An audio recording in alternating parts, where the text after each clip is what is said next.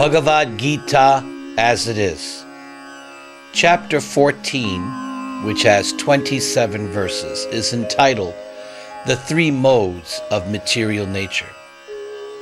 In the first 13 chapters of Bhagavad Gita, Krishna has repeatedly mentioned the modes of nature: goodness, passion, and ignorance. Now in this chapter, he will go through a summary analysis of these three modes. Listen carefully. Verses 1 through 5 is the fundamental principles to understand the modes of nature. The Supreme Personality of Godhead said, "Again I shall declare unto you this supreme wisdom, the best of all knowledge, knowing which all the sages have attained the supreme perfection." So, the supreme perfection is the liberation from this material world. And the ultimate supreme perfection, Krishna has mentioned several times, to regain one's position as the eternal servant of Krishna in his kingdom, the spiritual world. Krishna continues, "By becoming fixed in this knowledge, one can obtain the transcendental nature, which is like my own. Thus established, one is not born at the time of creation, nor disturbed at the time of dissolution. The total material substance called Brahman is the source of birth, and it is that Brahman that I impregnate, making possible the births of all living beings." So here we see that everything comes from Krishna. Nothing is independent. Now listen carefully. It should be understood that all species of life are made possible by birth in this material nature, and that I am the seed-giving Father. So here we see where the concept of God as the Father comes from. Krishna is here stating that he is the Father not just of the human beings, but of all the 8,400,000 different species of life, out of which 400,000 are considered human, and out of those 400,000, a small percentage can be considered civilized.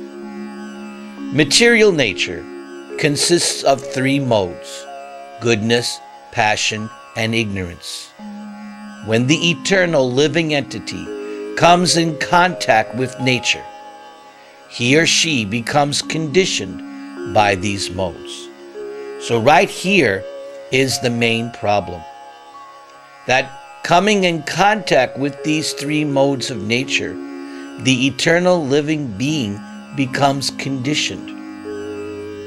The soul, the eternal living being, should be free, but because of association with these modes of nature, one gives up freedom and becomes conditioned. Now, in verses 6 through 18, Krishna will give an analysis of these three modes of material nature.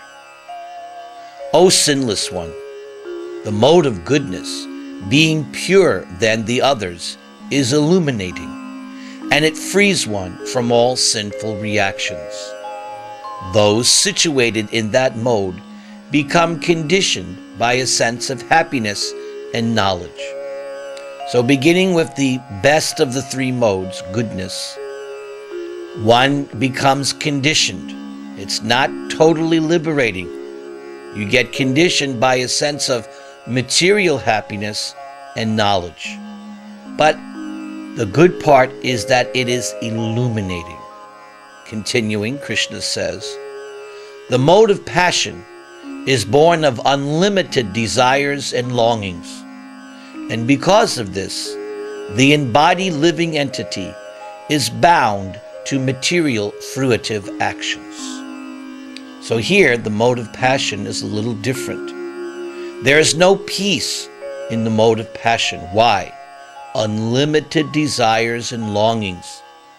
We recall in chapter 2, when Krishna said, if you want peace, you have to become free from all material desires. But a person in the mode of passion has unlimited desires and longings, and therefore one is bound and conditioned to perform so many material fruitive actions. Now listen. O son of Bharat, know that the mode of darkness, which is born of ignorance, is the delusion of all embodied living entities. The results of this mode are madness, indolence, and sleep. So the mode of ignorance is the worst of the three.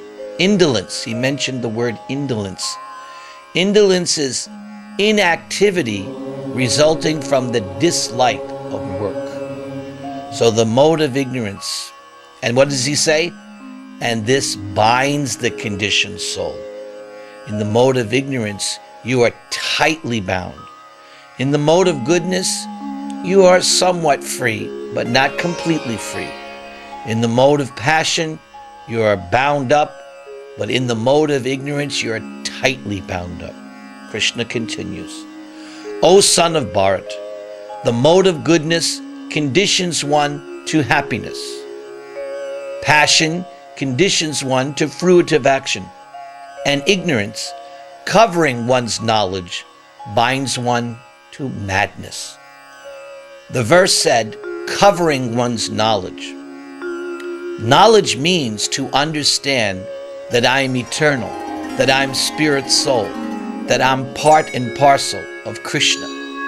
So the mode of ignorance, I completely forget all these things, and I begin to perceive of myself as a material object, and I consider the satisfaction of my senses as the primary goal of life.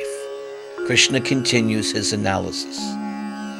Sometimes the mode of goodness becomes prominent, defeating the modes of passion and ignorance.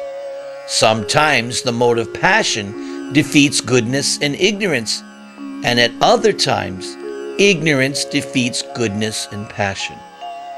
In this way, there is always competition for supremacy. So here we see why we are struggling here in this material world.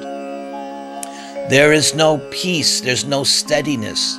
There's a constant flux, a constant fight, so to speak, for supremacy of these modes of nature. Krishna continues, the manifestations of the mode of goodness can be experienced when all the gates of the body are illuminated by knowledge.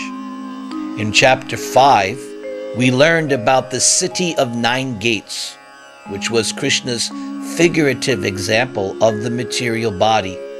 2 eyes, 2 ears, 2 nostrils, the mouth, genital, and anus. So, when you're in the mode of goodness, these different outlets, these different doors or gates of the body are illumined with knowledge. O chief of the Bharatas, when there is an increase in the mode of passion, the symptoms of great attachment, fruitive activity, intense endeavor, and uncontrollable desire and hankering develop. What's good about studying this chapter is that now you can begin to monitor yourself. You can begin to see how you are behaving. And if you become very familiar with this chapter, you can immediately detect what mode of nature is trying to make itself prominent on you. And with knowledge, as he said earlier in chapter 4, with the weapon of knowledge, you can slay lust, you can slay ignorance. So we must do this by applying Bhagavad Gita. When there is an increase in the mode of ignorance, darkness, inertia, madness, and illusion are manifested.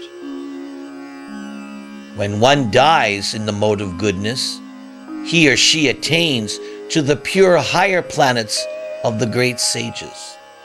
So these higher planets, because the earth is situated in the middle of the universe, but above the earth are the planets of the demigods and great saints and sages.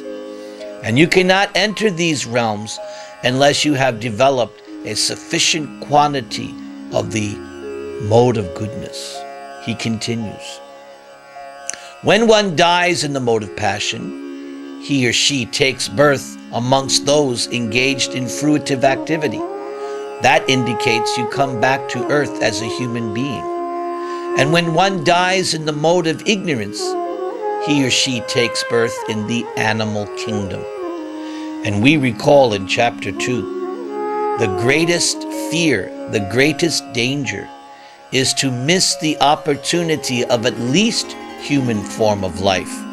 And that means going down lower to the 8 million species of life, animals, and so forth, lower than human being.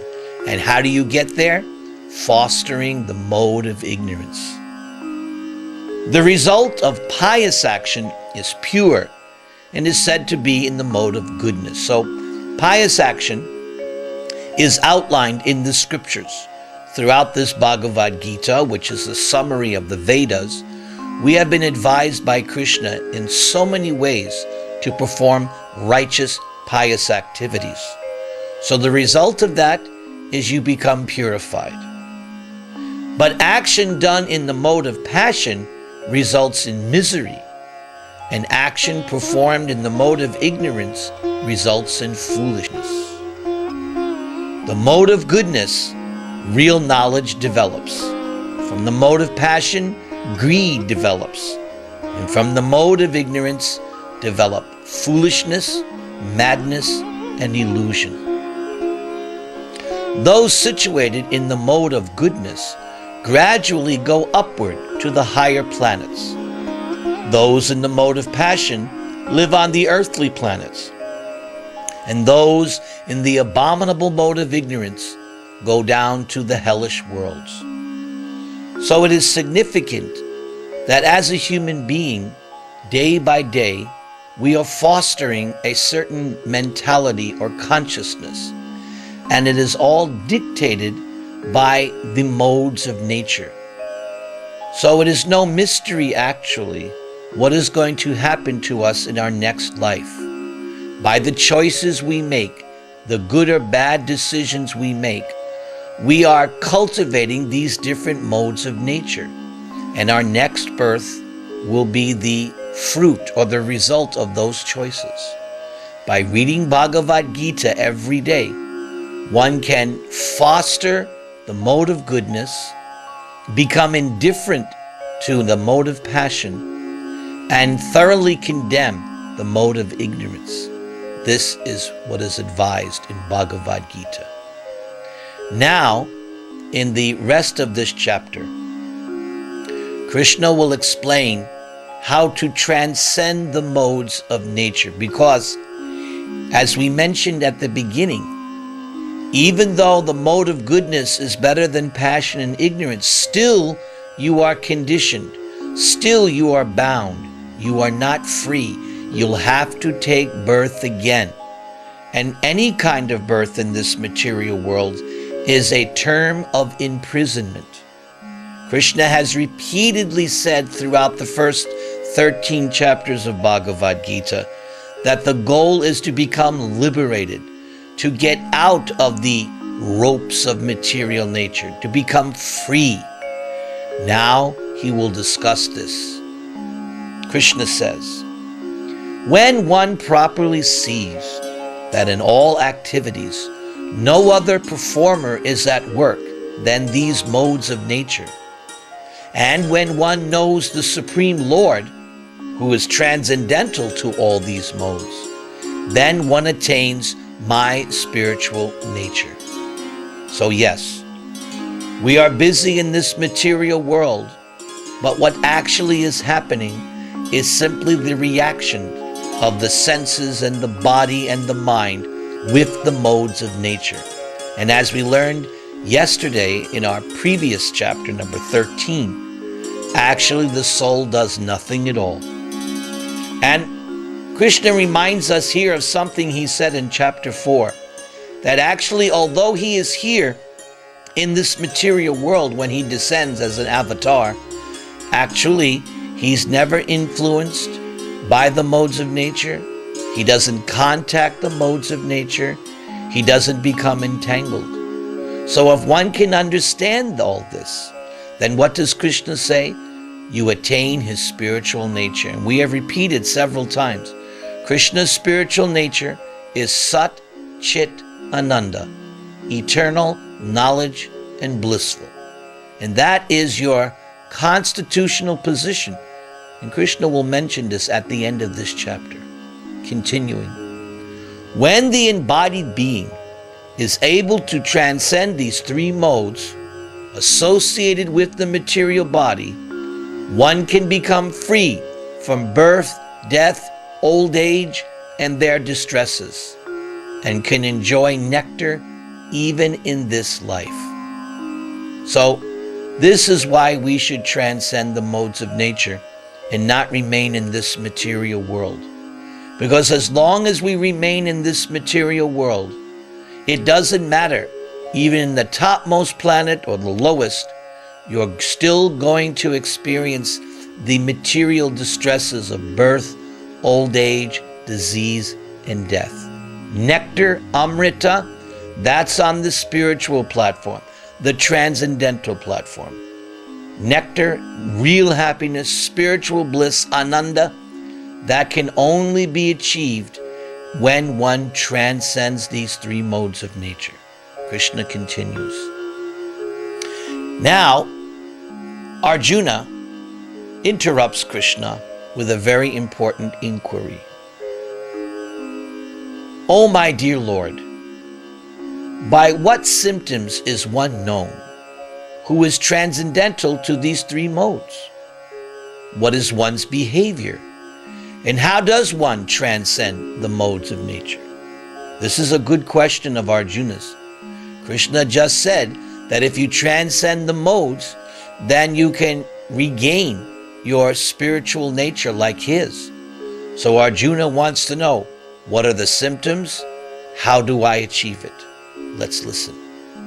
The Supreme Personality of Godhead said, O son of Pandu, one who does not hate illumination, attachment, and delusion when they are present, nor longs for them when they disappear, who is unwavering and undisturbed through all these reactions of the material qualities, remaining neutral and transcendental, knowing that the modes alone are active, who is situated in the self and regards alike happiness and distress, who looks upon a piece of earth, stone, or gold with an equal eye, who is equal toward the desirable and the undesirable, who is steadily situated equally well in praise and blame, honor and dishonor, who treats alike both friend and enemy,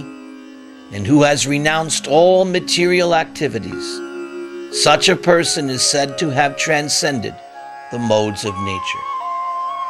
We could summarize this by saying that a person who has transcended the modes of nature is completely neutral and indifferent to what is happening here in this material world. One has no interest in this material world. This is something Krishna has repeated several times throughout Bhagavad Gita. Krishna gave a similar answer when Arjuna asked a similar question in chapter 2. What are the symptoms of one whose consciousness is merged in transcendence? Now, in the final two verses of this chapter, these two verses are very, very important. Listen most carefully. One who engages in full devotional service, unfailing in all circumstances, at once transcends the modes of material nature and thus comes to the level of Brahman. This verse is so important because Krishna has now answered the question, how do I? In the previous verse, he explained the symptoms of someone who is transcendental. But more important is how to become transcendental. And what did Krishna say? Devotional service. And we have heard this repeatedly throughout Bhagavad Gita. Krishna has remained consistent. He has not wavered. He has been saying the same thing. Unalloyed devotional service, uninterrupted, constantly, without any stoppage. And when one can do this, then at that point, one has transcended these three modes of nature. It is all a question of how much I can engage in this devotional service. Hearing, chanting, remembering, praying, worshiping, serving, befriending, and giving everything to Krishna. All these activities, when they are centered upon Krishna, and if it's done 24/7, then one has at once transcended. And he says, comes to the level of Brahman. The level of Brahman is my eternal position as the servant of God. And I regain my true nature, my true identity, blissful, full of knowledge and eternality. Now, in the final verse, Krishna will explain Brahman. And I am the basis of this impersonal Brahman, which is immortal, imperishable, and eternal, and which is the constitutional position of ultimate happiness. So, ultimate happiness is spiritual, transcendental happiness.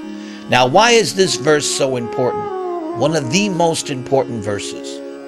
Because Krishna is saying, I am the basis of the impersonal Brahman. There are different classes of transcendentalists, and sometimes there is big arguments which or who is or what is the ultimate phase of the absolute truth. Here Krishna answers it definitively.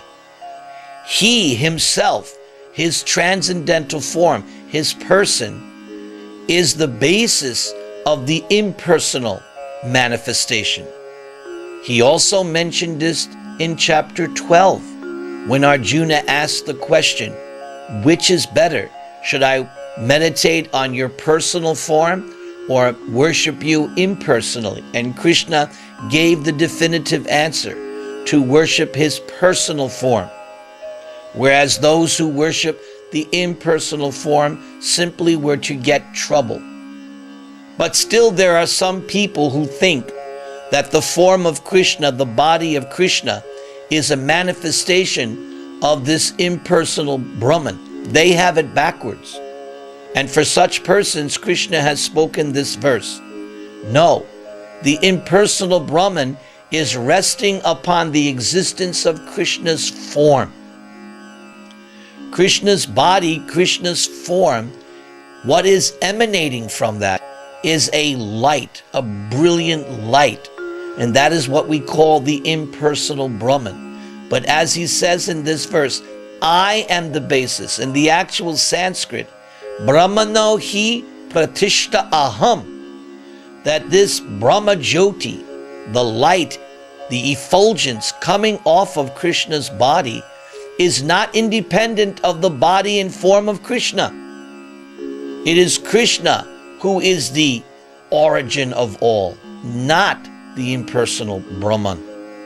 This we should glean from this final verse of this chapter, that Krishna, his form, his body, is the last word in the absolute truth. And everything else, whether it be Paramatma, the super soul manifestation, or Brahman, his effulgence, is all subordinate to the form and body of Krishna himself. And therefore, if we want to appreciate this constitutional position of ultimate happiness, then we should immediately engage in devotional service, and the easiest way is to chant his holy name, as recommended by Lord Chaitanya. Hare Nama, Hare Nama, Hare Namaiva Kevalam. Klo nastiva, nastiva, nastiva gatiranyata. Hare Krishna, Krishna Krishna, Hare Hare, Hare Rama, Rama Rama, Hare Hare.